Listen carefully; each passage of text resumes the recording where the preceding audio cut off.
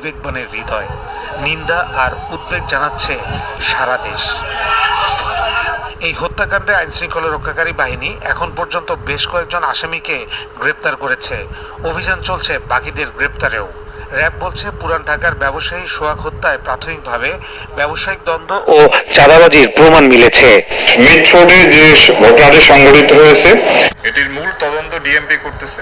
তারাই তদন্ত করে এর সঙ্গে কারা জড়িত কিভাবে সম্পূর্ণ বিষয়টা বের করবে এবং আমরা ছায়া তদন্তের মাধ্যমে আমরা ডিএমপিকে এক্ষেত্রে সহায়তা করছি। পুরান ঢাকার মিল ব্যারাকে পুলিশের বিভিন্ন প্রতিষ্ঠান পরিদর্শনে যান স্বরাষ্ট্র উপদেষ্টা। মিটফোর্ডের সামনের ঘটনাকে দুঃখজনক উল্লেখ করে তিনি বলেন, সবাই অসহিষ্ণু হয়ে উঠেছে। ঘোষণা দেন জড়িতদের সবাইকে আইনের আওতায় আনা হবে। এটার জন্য যারা দায়ী এদের কিন্তু আমরা আইনের আওতায় অলরেডি 5 জন, গত রাত্রে একজন ধরা হয়েছে, এর আগেও 2 জনকে হাতিয়ার শহরে